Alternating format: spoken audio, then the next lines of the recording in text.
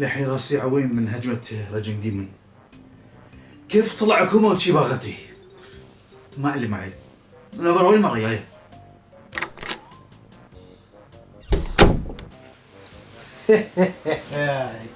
واخيرا صح ترى كنت في غيبوبة لين ما ترى كله منك.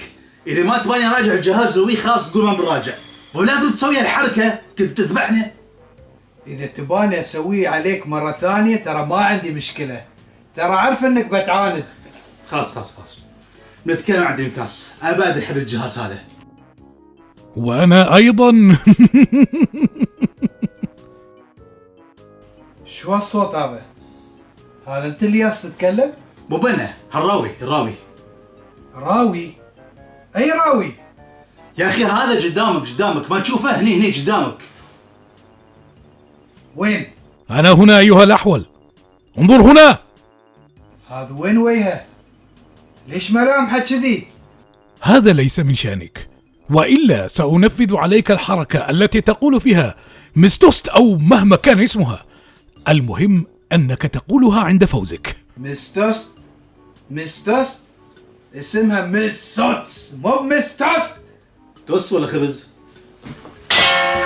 يا له من اسم سخيف، ناهيك عن ضعفك الشديد لتسليم نفسك لهذه التقنية المظلمة. هذه القوة خدتها براتي. هذا صحيح، أنت بارع في خلق الأعذار مثل صاحبك الفاشل. هذا صاحبي؟ خلى الأول يراجع الأجهزة الصح، يختار لي الوي. انت لمتى بتم الضارب الحين؟ يلا الحين خلينا نبدا الحلقة، طولنا وايد بس مو فاضيين. عندي الجهاز هذا هو. انت يا بنا اللوز ما عندك اياه كومبليت؟ هذا اللي متوفر. ما في الا حل واحد، لازم اتصل براي 20 سمكة. 20 سمكة؟ حو نبغى جهاز كومبليت. شو بتطلب لي من مطعم انت؟ مسوي عزيمة؟ اي مطعم يا اخي، انا ما بقاعد اطلب سمك، رجال يسمي نفسه 20 سمكة، على الاقل هالاسم المبدئي انا طلعته. المهم يلا انا بتصل الحين.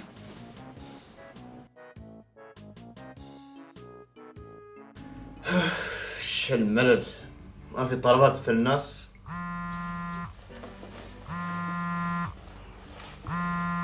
نوستالجيك شادو، شيبا هذا. خلنا نشوف. الو مرحبا يا راي 20 سمكة واتفر.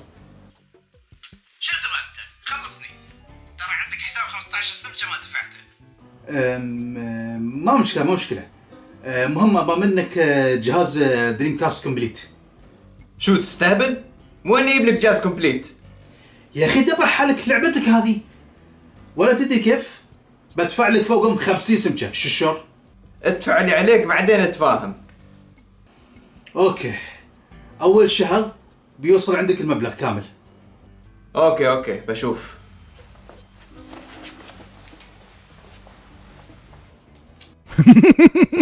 أيها النصاب، في هذه صح كلامك. ترى بركة فيكم انتوا الاثنين، بعدين الحلقة وخليتم متوهقين، بخليكم انتوا تدفعوا بالمقابل. ها؟ وصلتك البضاعة، المرة جتك بسرعة. يا سلام، جهاز دريم كاست. خليني بس ابطيش اشوف. ما شاء الله، نظيف. امسك ابغى شنطة، امشي خلاص وخليك مكانك. ها خليك. بلا تشي استرد مايكل جاكسون. شو عشان ما تفعني على راسي مرة ثانية. المهم انت ما شاء الله يتم بسرعة. شو انت ساكن ورا البيت؟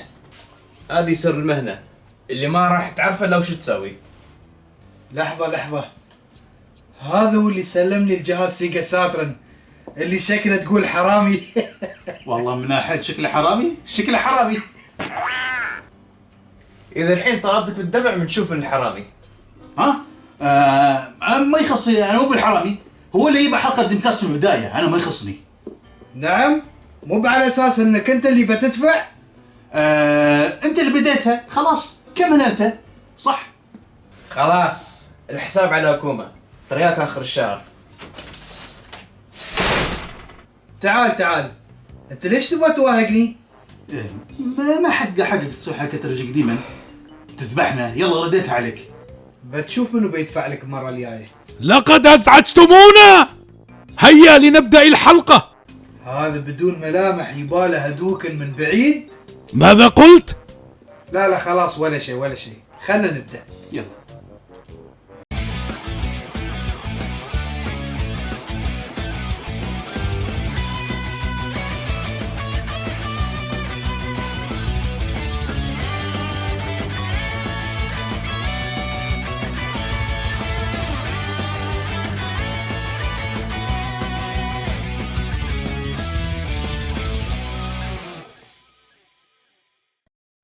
جهاز دريم كاست، هذا الجهاز الذي مهما تحدثت عنه فلن أتمكن من إعطاء حقه.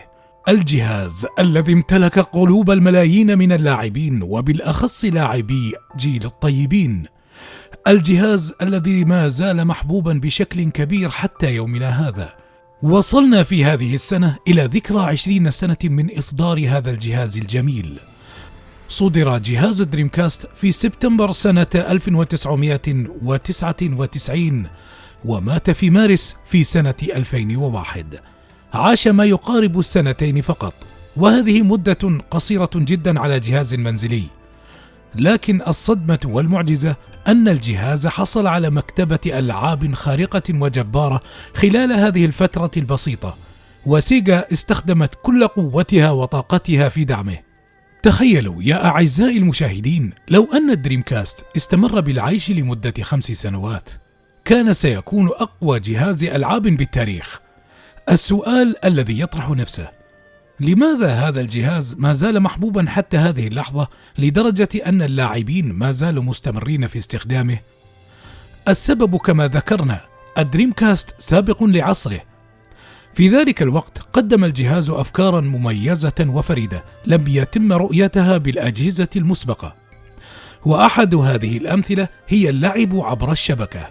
سنذكر مزايا أخرى عندما نستعرض الجهاز بشكل مفصل. والآن سوف نجيب على السؤال الذي قد يطرحه بعضكم: لماذا جهاز دريم كاست لم يعش فترة طويلة رغم جودته؟ الجواب هو لأن سيجا كانت بالأصل تعاني ماليا بسبب الخسائر التي عانتها من الأجهزة المسبقة، بالأخص في جهاز السيجا ساترن وطرفية السيجا CD وسيجا 32X، وهذا سبب تشتيتا كبيرا لدى شركات الطرف الثالث وجعلهم يترددون في دعم هذه الأجهزة. المسألة لم تتوقف على الخسائر المادية فقط. إدارة سيجا لم تكن على توافق تام، حيث أن سيجا اليابانية والأمريكية تعملان بشكل مستقل دون العمل على يد واحدة، وهذا سبب تخبطات عديدة في الإدارتين. السبب الثالث هي لعبة شنمو، والتي تعتبر من أفضل الألعاب على الإطلاق. هذه السلسلة كانت بميزانية 47 إلى 70 مليون دولار، وهذا مبلغ خيالي. حتى تتمكن سيجا من تغطية هذا المبلغ على اللاعب أن يشتري نسختين من هذه اللعبة. لأكون صريحا، لو كنت أعرف ذلك من البداية لكنت قد اشتريت العشرات من النسخ وكنت سأجبر جميع اللاعبين بذلك. على أي حال، حصل الجهاز على شعبية كبيرة في أمريكا ككونه الجهاز الهارد كوري الأول من ناحية الأفكار والقوة التقنية، كما أن بيتر مور الذي كان رئيس القسم الترفيهي بسيجا الأمريكية له دور فعال في نجاح الجهاز في أمريكا، حيث أنه بارع في التنسيق مع شركات الطرف الثالث من أجل إصدار الكثير من الألعاب على هذا الجهاز الجميل. الجدير بالذكر أن كابكوم من أكثر الشركات التي قامت بدعم دريم كاست، وكذلك العديد من الشركات. باع الجهاز طوال مسيرته ما يقارب 9 ملايين وحدة عالميا، أقل من جهاز السيجا ساترن بفرق طفيف. تصوروا، على الرغم أن جهاز السيجا ساترن عاش فترة أطول. على كل حال، الجهاز يدعم اسطوانات CD روم وGD روم التي تم تصميمها من قبل شركة ياماها اليابانية، والتي هي حصرية لجهاز دريم كاست فقط. الجهاز يستخدم بطاقة رسوم عالية الجودة، وبفضلها رأينا ألعاب سيجا بأفضل حلتها وجمالها. الجدير بالذكر أن جهاز دريمكاست عاش في فترة الجيل الخامس والسادس. الآن سوف نسأل هذين الفاشلين عن تجربتهما حول الجهاز وكيف تعرفا عليه. زين، انا اللي بتكلم. انا بتكلم.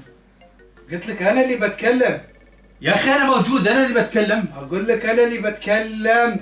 يا لكما من مزعجان، عقابا لكما لن يتكلم أي أحد منكما عن تجربته لهذا الجهاز. مين بتكلم عيال؟ انت جيت وهقت. لا تقلق، هناك ضيوف شرف قمت بدعوتهم سرا. اتخذت جميع الاحتياطات على عكسكما. ها؟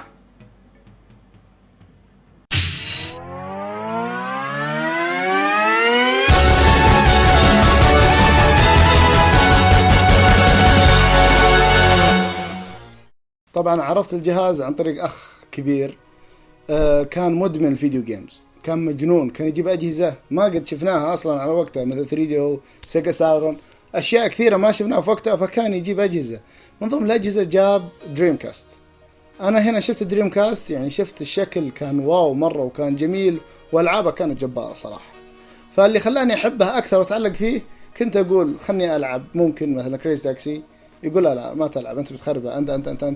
فأنا تعلقت فيه أكثر، فالحمد لله قدرت أشتري بعدين، ولكن كانت يعني فرصة سعيدة دريم كاست. هلا والله.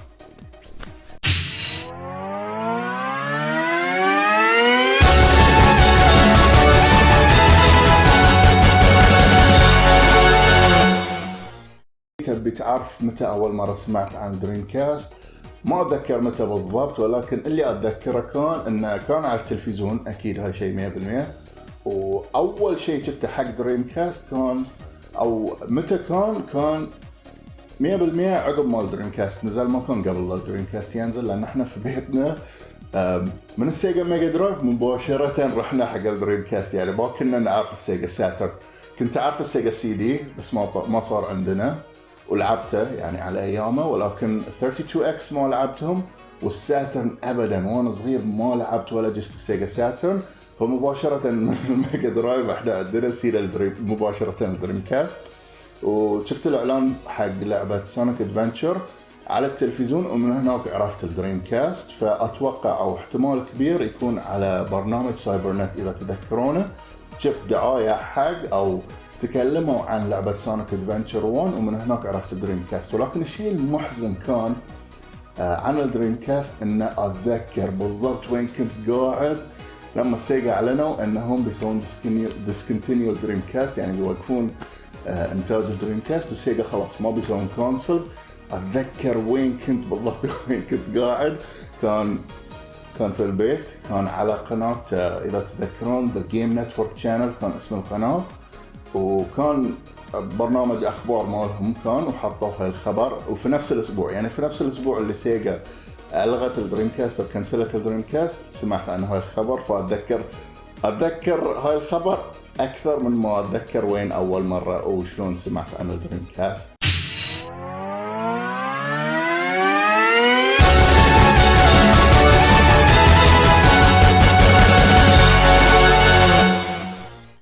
قصة معرفتي بالجهاز شوي غريبة، لأني أنا تقريبا كنت آخر العنقود، وكان ذاك على وقته الفترة كان أخوي الكبير متزاعل مع أخواني الثانيين، فأنا كنت الوسيط اللي بينهم. فهو أخوي كان الوحيد اللي عنده قدرة يعني في الأكسس حق النت، كان يقدر يدخل النت وكذا، ذيك الأيام قوية إذا عندك نت وكذا. فأخذ الأخبار أن سيجا راح تسوي جهاز جديد، وجاني أنا كالوسيط بينهم إني أنقل المعلومات. فأعطاني معلومات معينة أنا أروح أنقلها لأخواني، عاد إخواني يا سلام وش بعد، راح أخذ معلومات زيادة. أنا أروح أقول عندك زيادة، يقول إيوه، يقول كذا، أقول إيوه 128 بت. لما أروح لأخوي عندك شيء ثاني، إيوه راح يكون في ألعاب معينة. في الأخير قلت عندك شيء، قال خلاص. أنا قلت يا ولد أبغى رياكشن صح، أبي شيء مزبوط. أروح أبقى شيء معطيهم معلومة من كيسي، أقول ترى الجهاز بيكون كذا، يقولون أوكي. فهذه أول معرفة الجهاز. سوف نستعرض لكم هذا الجهاز الرائع. سنبدأ بتصميم الجهاز. انظروا فقط إلى شكله الجذاب والراقي. سيجا لا تخيب ظننا في تصميم الأجهزة، انظروا أيضا إلى الرسوم الزخرفية على غطاء الخاص بالاسطوانات، كما أنه يتميز أيضا بمخارج تحكم فريدة. لساني يعجز عن وصف هذا الجهاز الوسيم.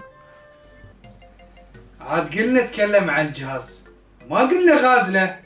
اخرس! احسن لك تسكت. سأعاقبكما بشكل نهائي ولن أسمح لكما بالتحدث. سأعطي اللاقط للضيوف فقط حتى نهاية الحلقة. على شي زين هو اللي قاطعك. ولا يهمك، ستعاقب أيضا لتضييعك الوقت.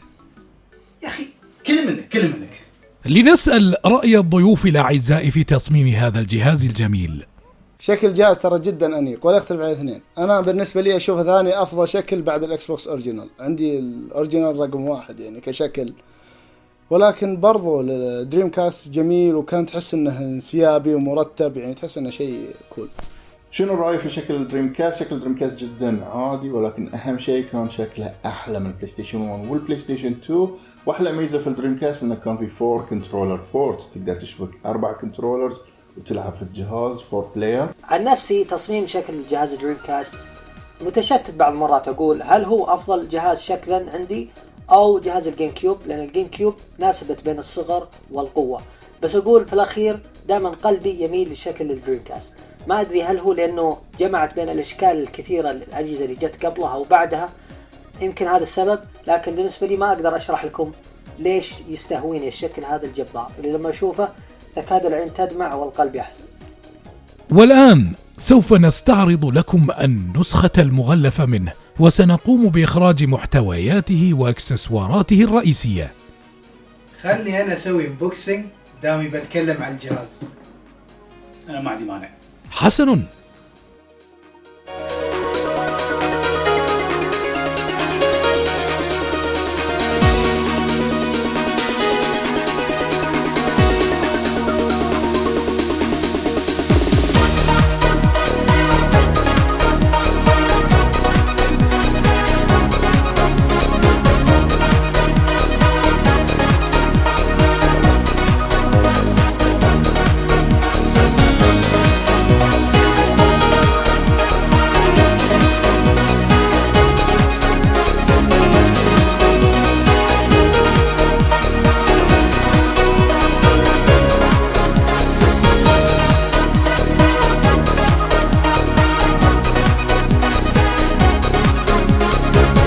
الجدير بالذكر أن الجهاز حصل على إصدارات متعددة وبألوان مختلفة، والآن سنستعرض لكم المداخل والمخارج التي يستخدمها.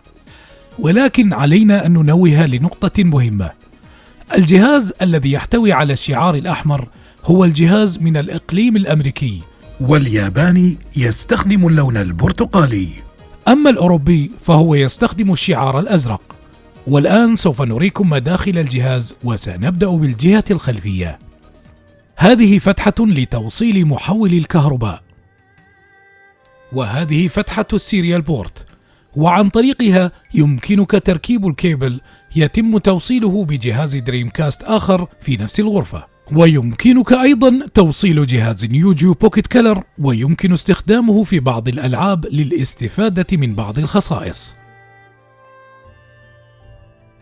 وهذه فتحة لتوصيل الجهاز بالتلفاز، وهذه فتحة لتوصيل كيبل الخاص بالشبكة.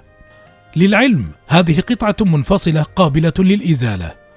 هناك دفعات أخيرة صدرت للجهاز لا تدعم اللعب عبر الشبكة، ولا نفهم السبب وراء هذا القرار الغريب. في الواجهة العلوية ستجدون زر التشغيل، وزر فتح غطاء الاسطوانات. لن تحتاجون لزر إعادة اللعبة، وسأذكر لكم السبب لاحقا. في الواجهة الأمامية لن تجدوا سوى مداخل التحكم، والممتاز بالأمر هو دعمه ل4 لاعبين دون حاجة إلى طرفية تدعم 4 لاعبين. والآن سوف نصف لكم يد التحكم الخاصة بالجهاز. بالنسبة للمسكة فيمكنك الوصول إلى جميع الأزرار بسهولة، لكن هل هي مريحة لليد؟ لنكون صريحين، سمعنا آراء متفاوتة، مثل أن هذه اليد غير مناسبة في ألعاب القتال بسبب أسهم التحكم أو الديباد. لكن عن تجربتنا الشخصية لم نواجه مشاكل كبيرة في استخدامها، والمسألة هي مسألة وقت حتى تعتادون عليها، وقد تكون مقبولة في الألعاب الأخرى. لنسمع الآن رأي الضيوف الأعزاء. يد التحكم أنا ضدها تماما، أنا ضد يد التحكم، أكرهها جدا. يعني الشيء الوحيد المميز هي صراحة القبضة، فقط القبضة كذا. أما التحكم واللعب فيها جدا متعب الأيادي، خصوصا السلك إذا كان من تحت، يعني ما تقدر تلعب وأنت مستعد على ظهرك، تقلب اليد وش تسوي ما أدري. وعلى موضوع الكنترولر، مو بكنترولر المفضل ومو بأحسن كنترولر في العالم، وفرق كبير بين كنترولرات سيجا السابقة وهاي الكنترولر اللي شكله جدا مو بعملي، ولكن محبين دريم كاست يستحملونه ما يمانعونه. ولكن أحسن شيء في الكنترولر مال دريم كاست هو طبعا الVMU الميموري كارد، اللي كان صدق مميز وفريد، وما في أي كونسل سوى هاي الحركة من عقب الدريم كاست أو حاول يسوي شيء قريب حق هاي الحركة.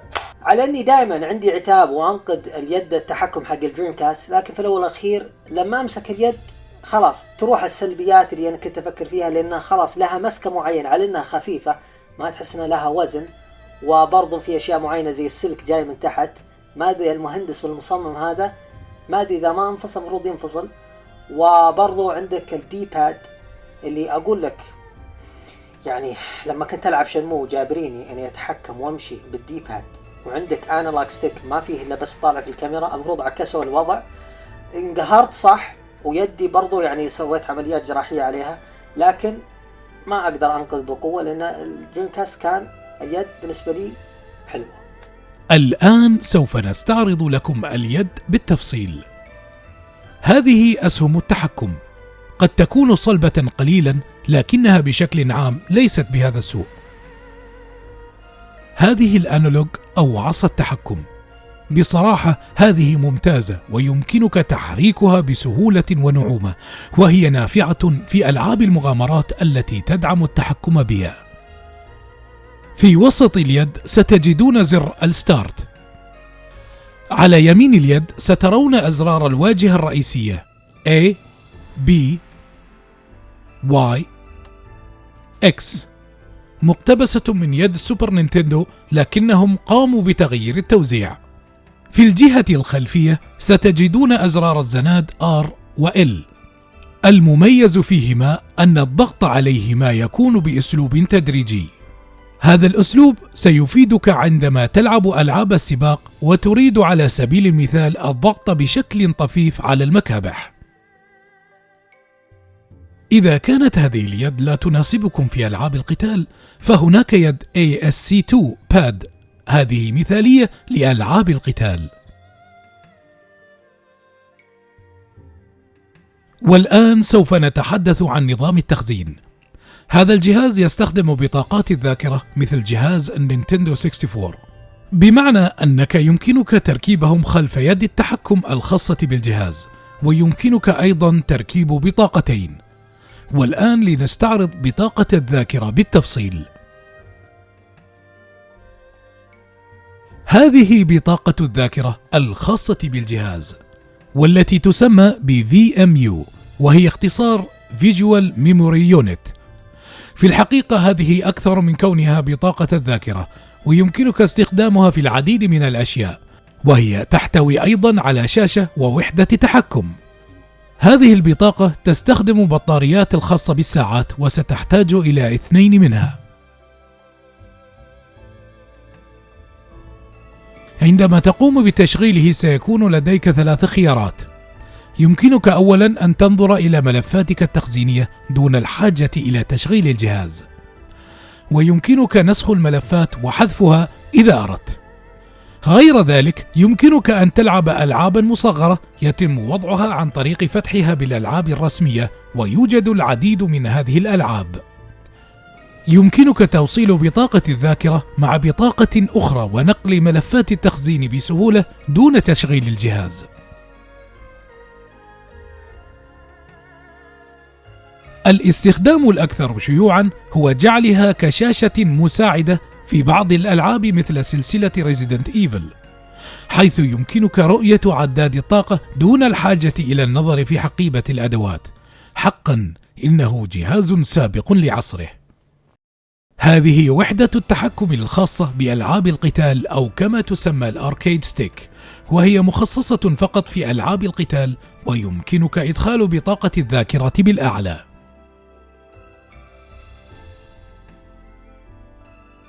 هذا هو مسدس ضوئي، والذي يستخدم في ألعاب الرماية بأسلوب الحركة التلقائية، حيث عليك التصويب فقط. يمكنك وضع بطاقة الذاكرة به، مما يشعرك أنك تقوم بإعادة تذخيرها. هذا الإكسسوار هو عبارة عن سنارة صيد، والذي يستخدم فقط في ألعاب صيد السمك مثل لعبة سيجا باس فيشينج. هذه لوحة المفاتيح التي يمكن الاستفادة منها في خواص التصفح الخاصة بالجهاز، كما يمكنك استخدامها في لعبة Typing of the Dead. هذا الإكسسوار هو عبارة عن مقود، والذي يستخدم في ألعاب سباق السيارات فقط.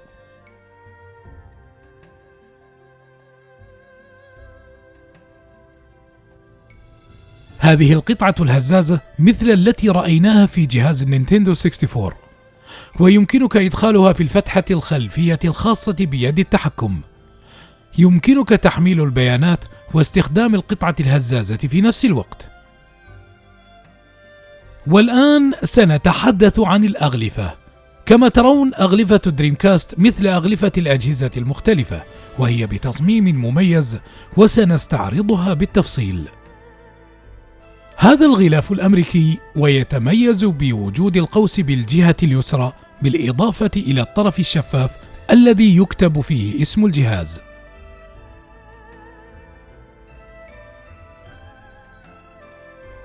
هذا الغلاف الياباني، والفرق بينه وبين الأمريكي أن الطرف ليس شفافا، وإنما هو باللون الأبيض الكامل.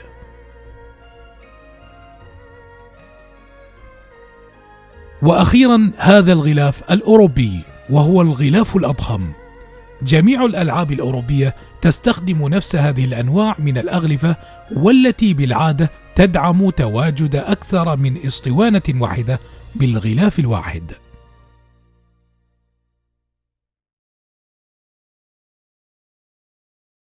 عندما تقومون بتشغيل الجهاز ستظهر هذه القائمة أمامكم. يمكنكم تشغيل اللعبة مباشرة، وتصفح ملفات التخزين، وتشغيل الأسطوانات الموسيقية، وتعديل الوقت والتاريخ. وعندما تقومون بتشغيل لعبة معينة، يمكنكم إعادة اللعبة بالاستمرار بالضغط على أزرار الواجهة الأربعة ثم ستارت، وسوف يتم إعادة اللعبة. كرروا نفس العملية في شاشة مقدمة اللعبة، وستعودون للقائمة الرئيسية الخاصة بالجهاز. لهذا لن تحتاجوا إلى زر الإعادة مطلقا. شوف خلاص. اعتقد يا دونا لازم نتكلم خلاص. صح، احنا مو قاعدين زينة في هالحلقة. حسنا، إذن لكما ذلك، ولكن بشرط ألا تحدثا ضجة. بالنسبة للألعاب باور ستون 2، هاللعبة لازم تطلع بالقائمة، وهي تعتبر سوبر سماش لجهاز السيجا. هاللعبة نوعها قتال جماعي، وتدعم 4 لاعبين.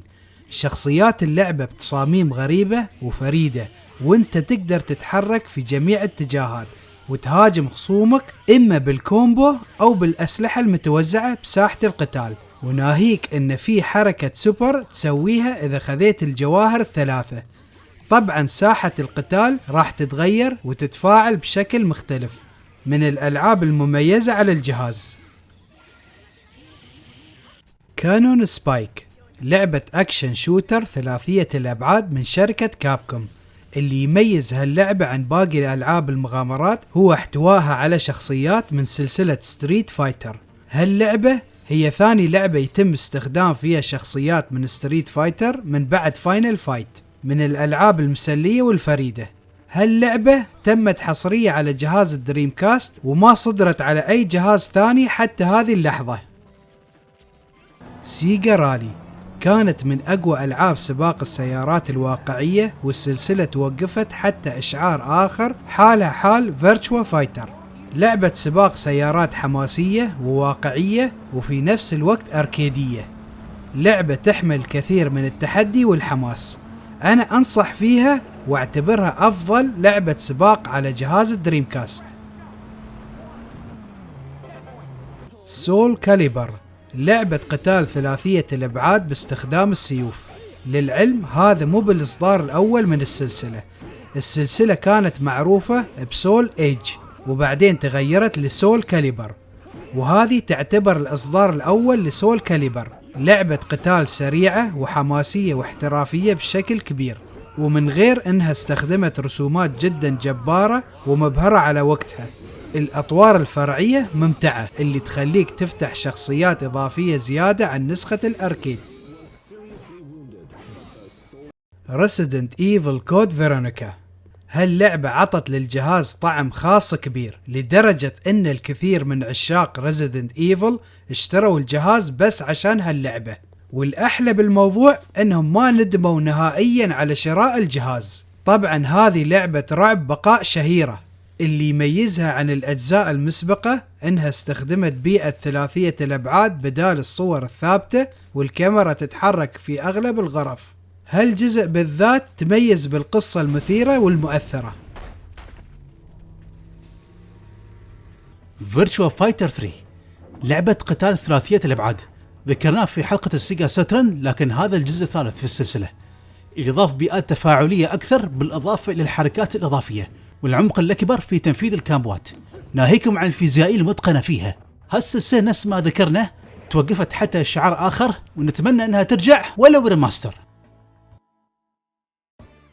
شنمو هاللعبة ذكرناها في المقدمة، رغم أنها أثرت على سيجا من ناحية الميزانية، لكننا متسامحين وياها، لأن هاللعبة تعتبر أسطورة حرفيا بعالم الألعاب، وأثرت بشكل كبير على الصناعة. هاللعبة هي لعبة عالم مفتوح بأسلوب واقعي جدا، وتعتمد بشكل كبير على التحدث مع الناس والتحري، وفي نفس الوقت الخوض في القتالات بحسب سير القصة. قصة اللعبة أسطورية حرفيا، وفيها أفكار إبداعية جدا وسابقة لعصرها. نزل لها جزئين على الجهاز، والاثنين يستحقون الشراء بدون شك. افضل 3 العاب على دريم كاست، الالعاب المفضله على دريم كاست احبهم كلهم، ولكن وايد ناس يتوقعون اني بختار العاب غريبه، العاب معقده، العاب نادره، ولكن انا انسان بسيط واحب الالعاب البسيطه. فلعبتي المفضله على دريم كاست اول تايم هي سونيك ادفنتشر 2. نعم، سونيك ادفنتشر 1 حلوه، ولكن ادفنتشر 2 صراحه شيء ثاني كانت. طبعا قبل ما نذكر سونيك ادفنتشر 2 لازم نذكر سونيك ادفنتشر الاولى، واللي كانت اول لعبه سونيك ثلاثيه الابعاد، وفي نفس الوقت من افضلهم. هاللعبه اعتمدت على الاستكشاف والهاب وورلد من اجل دخول المراحل الرئيسيه، وفيها 6 شخصيات قابله للعب، وكل واحد له قصته. لكن براينا الشخصي الجزء الثاني نشوفه افضل من الاول، لانه مسقول اكثر وبرسوم اجمل، وحتى القصه اكثر حماسه من الجزء الاول. الجزئين ممتعين عموما، وراجعنا هالالعاب في الحلقه 12. نمبر 2 كريزي تاكسي، اكثر لعبه لعبتها على دريم كاست بدون اي منافس. يعني صراحه من بين فتره وفتره دائما ارجع علشان العب كريزي تاكسي على الدريم كاست. هاللعبه هي الاخرى قدمت فكره فريده من نوعها، هي مش لعبه سباقات وفي نفس الوقت مش لعبه قتال سيارات، تقدر تقول انها لعبه من تصنيف جديد ومميز. ببساطه انت سواق التاكسي، ومهمتك انك توصل الناس لمكان معين وتكسب مكافاه على هالشيء. بس طبعا اختلاف هني انك لما تسوي حركات بهلوانيه اكثر واستعراض اكثر راح تحصل على اجر زياده من الزبون كمكافاه لك على امتاعه طول الدرب. لعبه اركيديه ممتعه جدا. نمبر 3 كنت محتار بين لعبتين، ولكن اخر شيء اخترت اللعبه اللي متاكد وايد ناس يحبونها،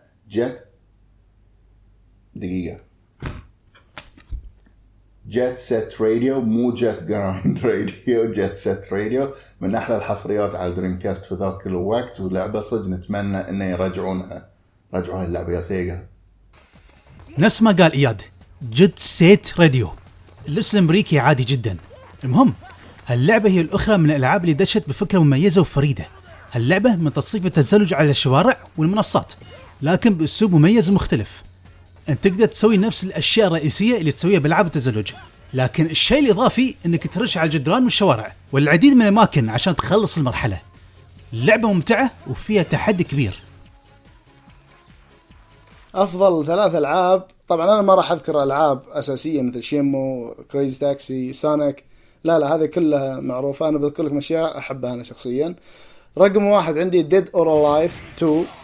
اللعبه هذه اعطتنا رسوم، اعطتنا يعني فريم ريت كان جبار مره، وكان فيها نعومه مره ما قد شفتها في اي فايتنج قبلها ترى كنت العب تكن 3. شايفين الفرق بينهم؟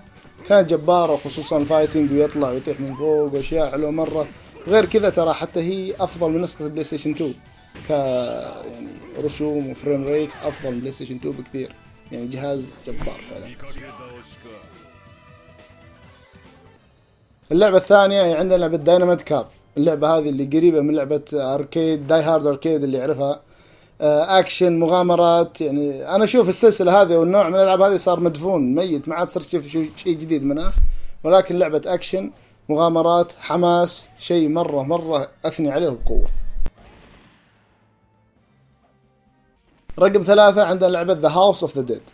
اللعبة هذه اللي كانت ماخذة صيت ضخم على أجهزة الأركيد، فلما يسحبونها لك ويحطونها على جهاز منزلي صار عندك أركيد، تحس عندك أركيد خاص في المنزل، تلعب برسوم وألوان وأشياء حلوة مرة.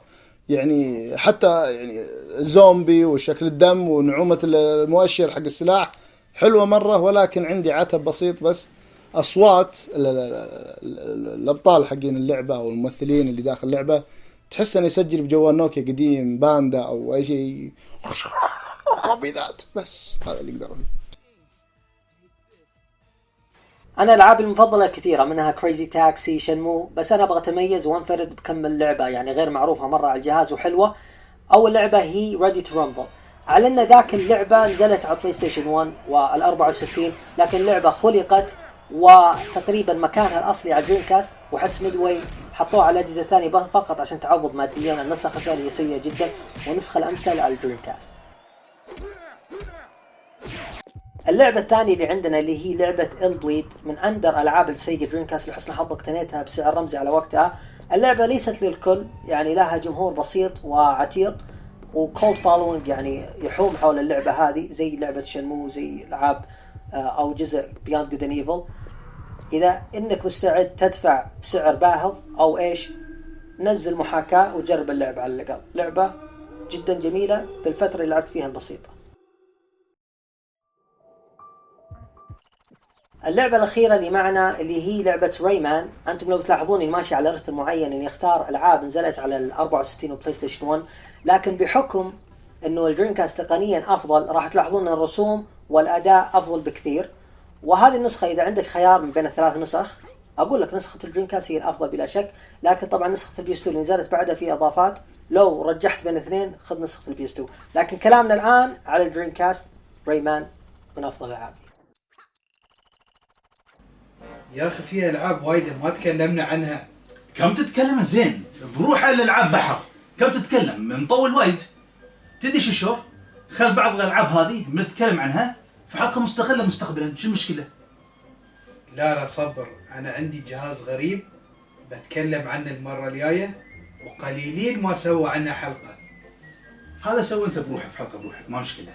وأنا عن نفسي بتكلم عن الألعاب، صار فترة ما أتكلم عن الألعاب. هل انتهيتما من الكلام؟ هي خلاص خلصنا، ما عندنا شيء.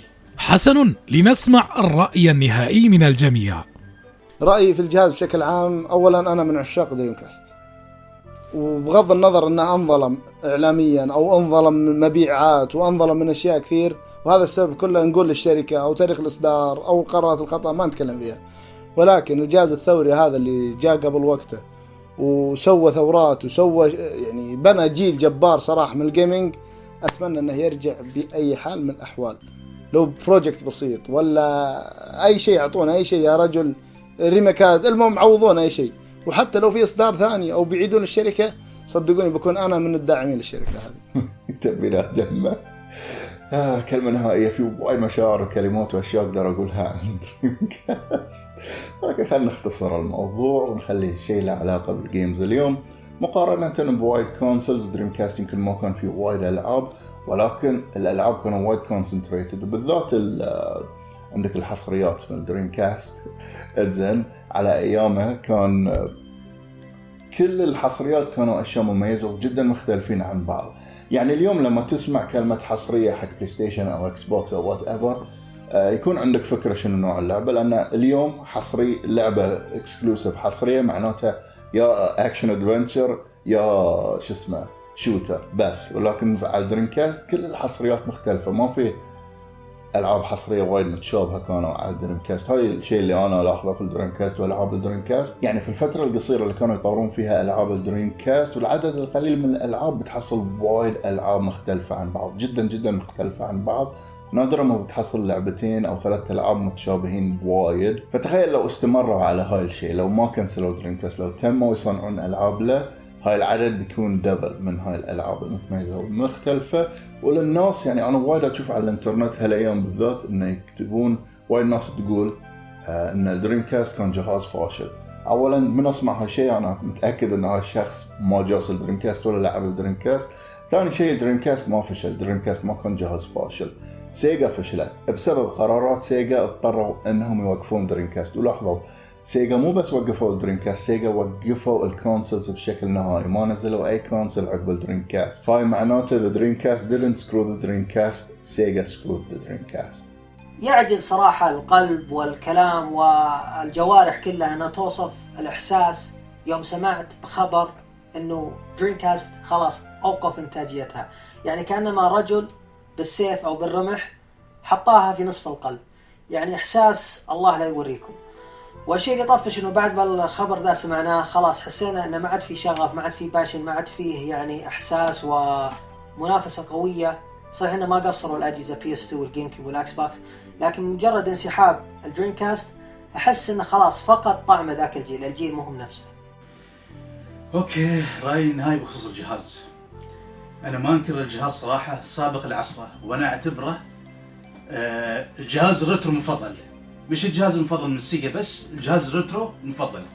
يعني صراحة في أفكار سابقة عصرها، تصميمه جميل، أفكار إبداعية، ألعاب هاردكورية. الجهاز الهاردكوري الأول صراحة. صراحة الحلقة ما تكفي عشان نعطي الجهاز حقه. أنت شو رأيك يا كوما؟ مثل ما أنت قلت، الصراحة هذا الجهاز كان في وقت جهاز جبار، وانا استمتعت في العابه مثل الالعاب القويه اللي ذكرناهم والعاب الفايت. والصراحه الجهاز يعني كنت اتمنى يسوون له نسخه ثانيه مثلا باسم دريم كاست 2 مستقبليا، لكن ما شفنا شيء عن سيجا نهائيا. ترى تعرف كانت في ظروف ما يعني ماديه صعبه. يعني على الأقل لو جهاز الماستر منهم نقدر نستخدم فيه الأشياء الأصلية، يعني هذا بيكون أبسط شيء. بس شو نسوي؟ خلاص راح الجهاز وراحت الشركة، وإن شاء الله شوف مستقبليا إذا حد منهم فكر يسوي هالجهاز. طبعا أعزائي المشاهدين، شكرا لكم على المتابعة، ونراكم بالحلقة القادمة إن شاء الله. زين، انت شو بيك زعلان؟ من حقه هذا الجهاز الاخير من سيجا. زين بس سيجا بعدها ما زالت موجودة. هل تمازحني؟ هي لم تعد كالسابق، لم تعد تقوم بصنع الأجهزة. أريد سيجا الحقيقية كشركة الطرف الأول. زين هدي وانا بعد حزين مثلك، واتمنى سيجا ترجع رجعة قوية. اسكت أنت، إنك متفائل بزيادة. أريد سيجا القديمة الآن. يا أخي خلاص لا تزيد المواجع. يلا نشوفكم على خير وشكرا على المتابعة.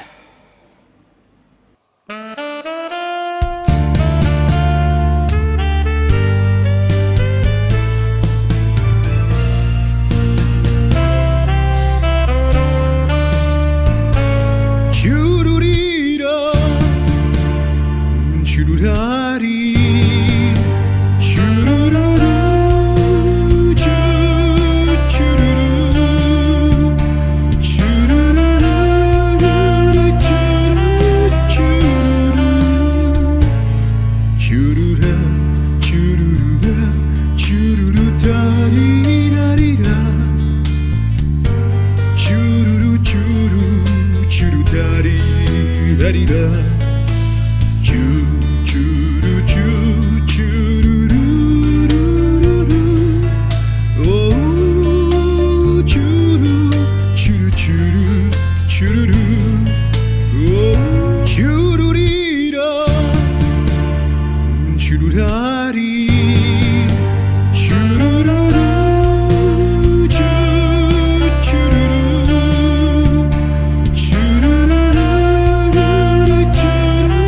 Chururu.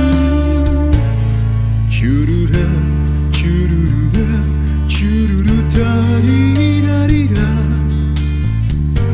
Chururu, churu, churutarirarira. Churu, churu, chururu.